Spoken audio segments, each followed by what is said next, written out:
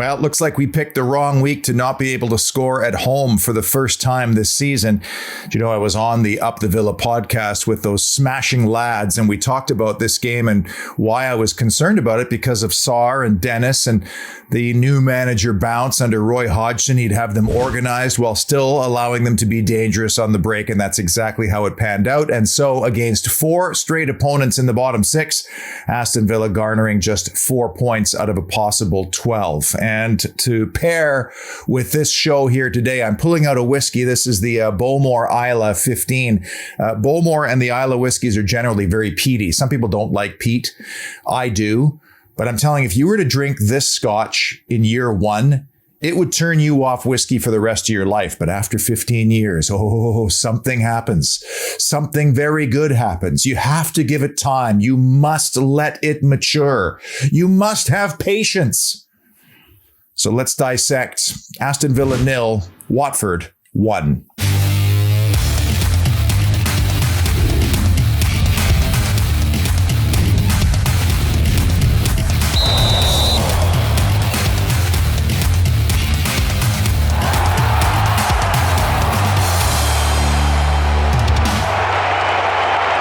Welcome inside the Villa Parlour, and as I sit here today, I'm still unable to answer a very simple question that I've been having for about a year now.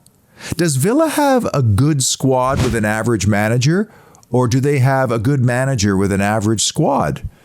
Presumably, when the owners and executives fired Dean Smith, they felt they had a good squad and he wasn't getting the most out of them. And they said this goes back to January of 2021, not just the beginning of this season, but they had concerns going back to the start of the new year. So if we look at Dean Smith's record from January 2021 until he was let go in November, out of 105 points available, he only earned 37% of those, and that's not good.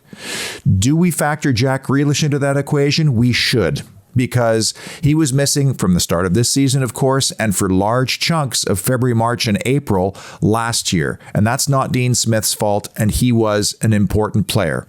Since Steven Gerrard has come aboard, he has garnered 44% of all the available league points. That's an improvement, smaller sample size, but not much of an improvement, which makes me wonder if the issue really is the squad. And you cannot change an entire squad in one window, but something tells me that there is going to be an overhaul coming this summer.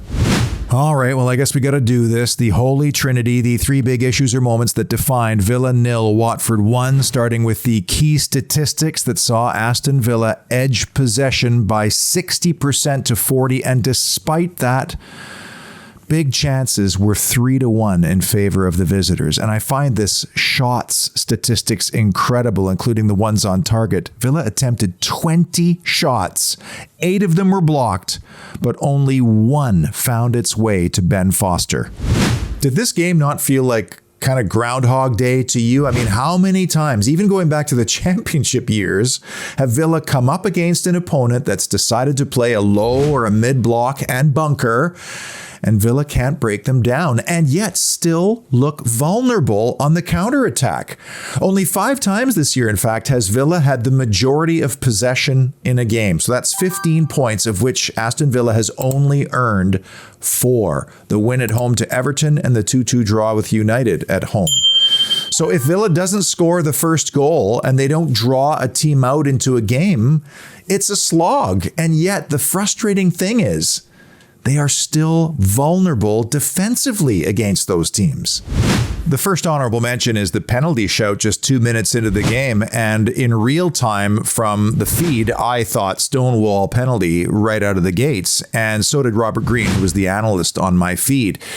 But in the second instance, when I had a couple of looks at it from different angles, I could see why it was a very short VAR check and why they decided against it. But it's too bad, because you earn and convert a penalty 2 minutes into the game, the complexion completely changes. We all know about Aston Villa's struggles when they don't score first. And if they do get on the board there, then obviously Watford can't sit and bunker. They have to play, and that would have benefited Villa. Another honorable mention that just kind of occurred to me today is that with every loss, without picking up key points at home, without even incremental movement up the table, the job of trying to attract elite players to this football club becomes more difficult. Or, for that matter, keeping players like Phil Coutinho here becomes more difficult because elite players want to play Champions League football. They don't want to be hovering around the mid-table. Number 3, Emi Martinez. You know, despite all the possession Villa had in that first half, and especially in the first 15 minutes, the only big chance in that period fell to Watford, and it was a great chance for Emmanuel Dennis and Emi Martinez. I mean, he has literally nothing to do all game, and just like we feared, Watford breaks on the counter. Callum Chambers looking like Axel Tuanzebe at Chelsea on the Romelu Lukaku 1-0 goal. Stay on your feet, lad. You yell it to your 11-year-olds. Don't dive in. And what's incredible about this save and why I think Emi Martinez is elite in this position is because it's almost like he anticipates where the shot is going before it even leaves Dennis's foot. It's like Dennis gives him a cue and he dives before the shot is even taken.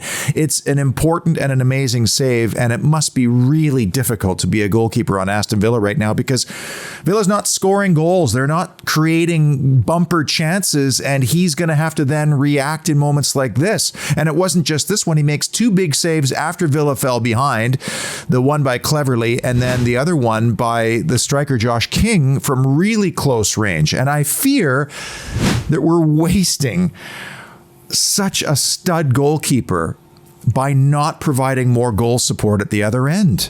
Number 2 is the goal. Obviously, we've been saying this an awful lot. It's the only goal in the game, so we have to talk about it. But there's 2 things we have to look at here. One is what happens in Villa's defensive third in those final decisive moments.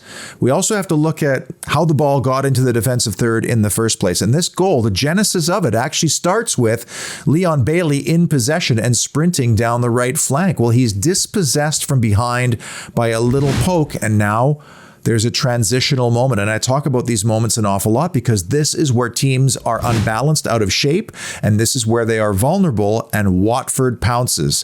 The second moment that's critical in the lead up is Callum Chambers decides to gamble, and he's too late. He gets there late, the ball's past him, and now Watford is on their way.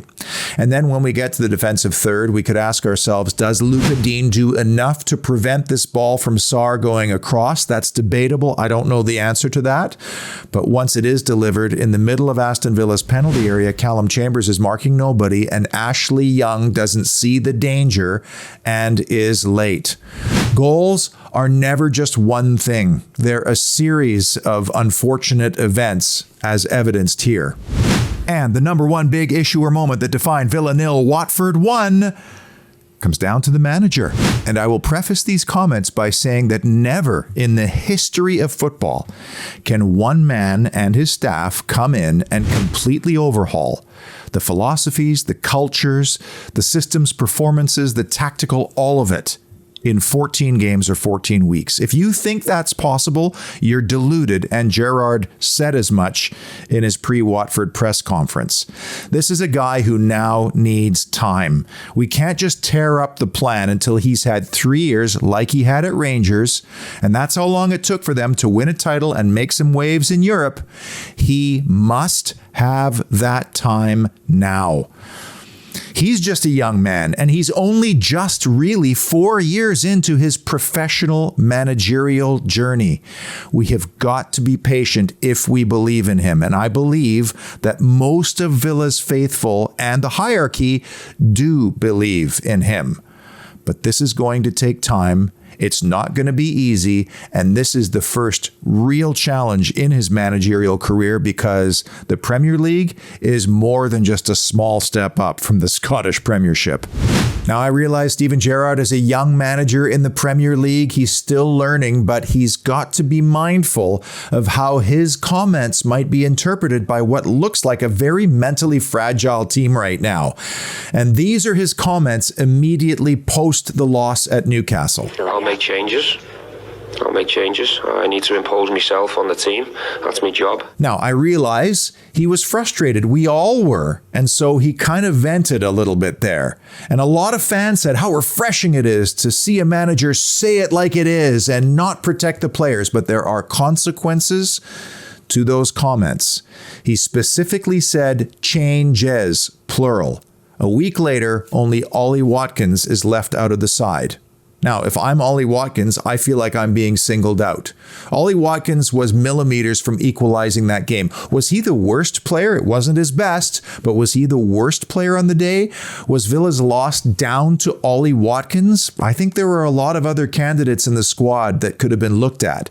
The other thing that those comments do to all those players who are chomping at the bit to prove themselves and to get into that team, Steven Gerrard has just said to all of them, I don't trust you. I don't trust you, Morgan Sanson. I don't trust you, Carney Chukwuemeka, Leon Bailey. Go down the list. Ashley Young, whoever. He's all said to them, you're not good enough to get into a side that I said I would be changing around. And this is the danger. And my fear is a lot of those players may be checking out. Morgan Sanson is done here. I mean, they are going to have to sell him this summer, probably at a loss because he hasn't played. And they got him, as they said at the time, for a steal because of the financial circumstances in France. If you're Carney Chukwuemeka and you've already said no to the club once, are you sticking around or are you shopping around? My feeling is he's gone. And how are you feeling if you're Ollie Watkins right now? From what I see, the body language concerns me. I see a player that is becoming disinterested and disenchanted. And they bring in Danny Ings to start. Yes, he nearly earned a penalty 2 minutes in. He had the best move of the game, clean through on a break, and he misses the target. Now, he's probably offside at the time, but he didn't know it. So was he solving what is now starting to appear like a crisis at the striker position in this club? I mean, I'm honestly starting to wonder if Cameron Archer should be on loan, because at least he offers something completely different from what we have, and that is pace, that is a little bit of slipperiness and lethalness. He scored again on the weekend.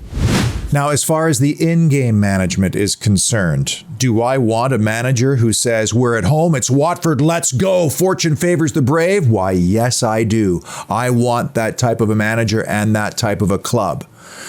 But when you replace Douglas Luiz for Ollie Watkins, knowing that the Ollie Watkins-Danny Ings partnership has not worked all season long, and you're giving up this type of a player, well, suddenly your vulnerability risk increases for those counter-attacking moments. So I'm not sure about the risk-reward of that particular move. And then you replace Matty Cash for Ashley Young. Matty Cash, who has some defensive nous to him. In fact, he's very good at coming back sometimes and breaking up plays, sometimes in desperation. You're giving that up for a 36-year-old former Watford player who I guess you want to have make that one pass that creates a Cinderella moment at the end of the game. I can understand that, but in the end, that backfired.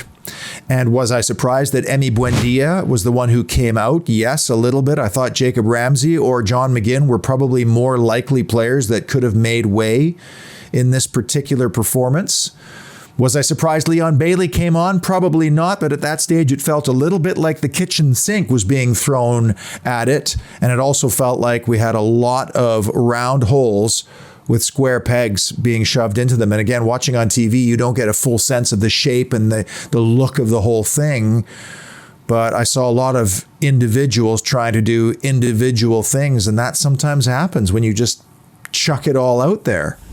And so that brings us to formation, tactics, systems, and in-game management. And there's a very fine line between continuity and stubbornness. Continuity, leave them out there, get them used to one another and the systems, and hey, this isn't working, we need plan B. And I guess my question is, if plan A isn't working, how much time have they spent on plan B? And for that matter, do we even have the right personnel to pull off plan A right now? And my understanding is that's Michael Beale's bailiwick. He is the tactical brains behind this club. There are 3 simple principles of play that have not changed since the dawn of time. You either go around, over, or through your opponents. If you're going to go around them, you need your fullbacks to take risks and be high, and most importantly, be consistent in their delivery. That's something Matt Cash struggles with. Thought Luca Dean played a couple of great balls, especially that one in the first half where he fizzes it through the penalty area and there's nobody on the end of it. Wasted. If you're going to play over top of your opponents, you need somebody who can play that ball, or several players. You need strikers who can make the run and pull it down and then hold it up. That hasn't been very good. And if you're going to play through your opponent, you need players like Coutinho and Buendia, McGinn and Ramsey to combine and work it along the floor and find those little pockets of space to operate from. We see it now and again, but not enough. And if we're being brutally honest with ourselves, we don't see any one of those aspects of the game working right now. And where Aston Villa need to be is they need all 3 of those aspects or options to work. And they need to work every single game. Listen, what we are facing here is a rebuild of Aston Villa Football Club. Of that, there can be no doubt. And if the owners and executives believe in Steven Gerrard and his system, then they must give him the time and the resources to find the players that suit that system. But more importantly, we need to change the mentality of this football club. We need to find winners, guys who can walk the walk, not just talk the talk. We have a lot of guys who can talk the talk. I put John McGinn and Tyrone Mings into that category. They do a great amount of talking, but they are not proven winners. Steven Gerrard is a proven winner, but he looks around this team, and apart from Phil Coutinho, he sees nobody that has that winning mentality in this group. And imagine, he was a ruthless and at times heartless leader. He had Jamie Carragher alongside him at Liverpool. Imagine the accountability in that dressing room. We have nothing like that. And the problem with trying to find winners is that everybody in the world is trying to find those guys because winners know how to win.